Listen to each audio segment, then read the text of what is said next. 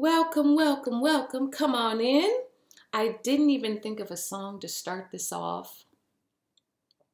Nothing's coming to mind right now. So I'm just going to jump in. If there's a song that comes to mind that you think envelops and gets the heart of what this episode is about, if I don't bust into the songs at some point, if it comes to me in the middle of this episode, please, in your comments, tell me what speaks to you. What song you think nails this one. So this episode is dedicated, and it's a follow-up to point 1 of having a spiritual practice. And this one is going to be more of a personal story. If you haven't listened to the other episodes, please check them out. 2 episodes ago, I talk about the 5 points, practices, or 5 steps of being a shining spiritual star and why it's important. If you haven't heard that, please check it out. And I'm detailing now a personal story of point 1 of the 5 points, which is spiritual practice. So in the previous episode, I talked about some suggestions and different things, but I wanted to take a little bit more of a personal detour in talking about the importance and value of my spiritual practice. And one of the things so I mentioned in the previous episode about different things you could do as part of your spiritual practice, that one of the things that I started pretty regularly in my life and early in my personal spiritual journey, after spiritual study, which is the intellectual thing, which a lot of us do, but my spiritual practice was meditation. And basically, when I really started meditating was right after college, maybe a year or so after college. I was in a situation, I was working in corporate America. Really looking back on it, was really dealing with imposter syndrome, of which I knew nothing about or didn't understand it. And I wasn't very happy in that particular place. Like, I didn't enjoy the work that I was doing, and it was stressful and demanding. Sometimes I would work through lunch, like all the things. I didn't, really feel like I was doing a great job, and then it was stressful and the deadlines. So there was a lot going on.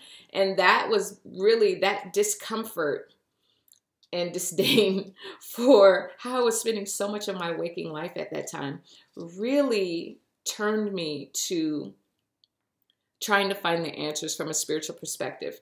Thank God that I didn't turn to self-medicating, although self-medicating in the past had been work. I had been a workaholic in school and different things that got me out. But what do you do when work isn't the soothing, healing balm and an escape that it had once been? Work had then become the challenge for me. And there was no escaping it. So anyway, I started going to this church down in Atlanta, Georgia.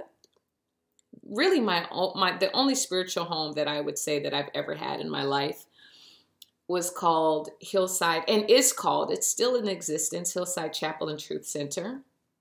And I was going there and finally getting some answers and support. Excuse me if you heard that, I just bumped the mic on accident. Support that I was looking for. And then I saw that they were having a meditation workshop. And in the previous episode, I mentioned that I tried to learn when I was in middle school or high school how to meditate from a book I got from the library, which didn't go well. Every couple seconds, I'm like trying to peek at the pages. Am I doing it right? Am I doing it right? Am I doing it right?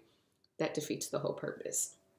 So it was a very short and ill-fated first attempt, but learning from a person that seemed very attractive.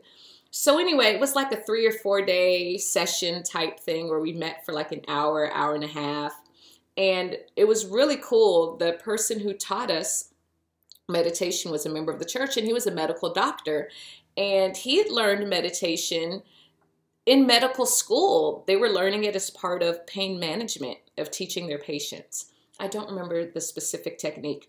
Anyway, but it was like, meditate. I think it was a bit more rigid, like 15 minutes a day at first. And, I was sticking to that guideline. Now I'm way more laissez-faire with it. When I say it, meaning my meditation practices. And I can't even tell you, I've studied so many different types of meditation. I feel like my meditation practice might be kind of a hybrid of all of it. Sometimes I do some mantras or chanting, but anyway, I digress. The very first time I experienced a benefit from meditation, and this is what I wanted to talk about. So to give you context of what my life was like at that time, I would wake up feeling stressed. I would have this rumbling in my tummy. I don't know if any of you have ever experienced that, like this unsettling electric ball of energy just bouncing around in your gut. That's what it felt like. Very unsettling, very stressful.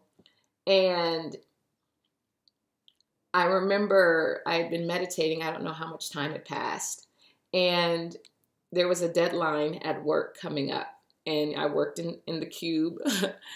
And I remember there being, like, we're getting close to the deadline, had to hit the submit for, you know, these numbers to roll up. I don't know if I mentioned I was doing finance. If I didn't, now you know.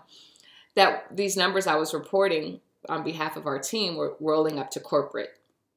And that deadline and all that other stuff for like the quarterly earnings, et cetera, et cetera. So I'm saying all that to say that it was an important time and it was an important thing indeed. And when I tell you, there were like, my cube was not that big. And I swear to you, there was like 4 or 5 people hovering in my cube, one being my supervisor, literally watching over my shoulder, talking, et cetera, as I am entering these numbers to submit for corporate by this deadline. And I remember that being the circumstance. And in the past, like I told you how I used to wake up before I started a meditation practice, I was already waking up stressed, right? Like there's no stimulation and I'm stressed already. And here it is, my supervisor and all these other people hovering, and it's this important deadline. And I noticed I was calm. I remember noticing, even with that external situation, that I didn't feel stressed in that moment. And one of the things that I would try to describe, I'm going to try to describe, is like meditation is kind of like it built, let's say, an invisible barrier between external stimulation. So imagine if your body had, like, you know, we have auras energetically, but just imagine if you had like a little invisible suit, and that if the barrier is like paper thin, that if anything touches it, right, then you feel it immediately because it's like paper thin. And so it's like something happens, boom, you feel it, you feel uneasy, stressed, et cetera, et cetera. Whereas meditation, I would say maybe it thickened my outer barrier from paper thin to, let's say, like a snowsuit or even an astronaut suit.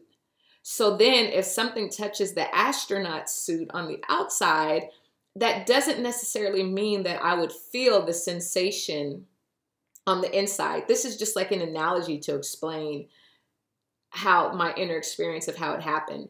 And so what my meditation practice did over time was it created this space, not all the time, right?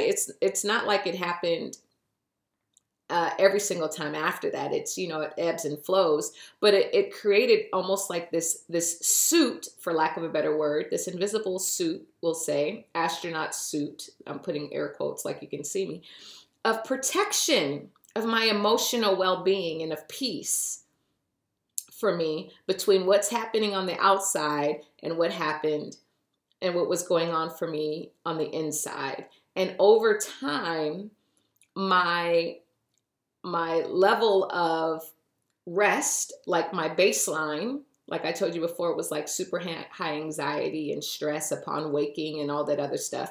And over time, even though my outer situation and circumstances didn't change, my inner experience changed to have less stress and less anxiety. Now, I still feel anxiety and stress from time to time, but in comparison to if I had not been doing meditation or some kind of practice, I know it would have been far, far, far, far worse, off the charts.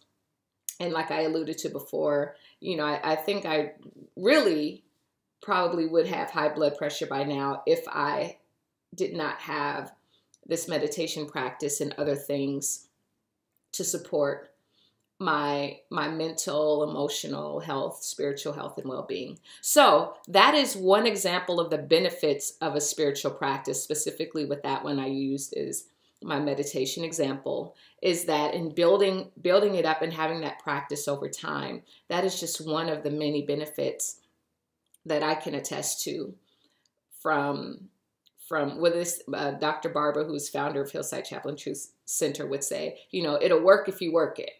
So that is my overview and personal story to attest to the value of having a spiritual practice. I'd love to hear your thoughts on this. I'd love to hear what some of your spiritual practices are. I'm always learning and expanding my toolkit. So please feel free to give me your feedback in the comment section of what you like to do, of what spoke to you. Maybe you've also had a similar experience of meditation and its benefits. Either way, thank you so much for listening.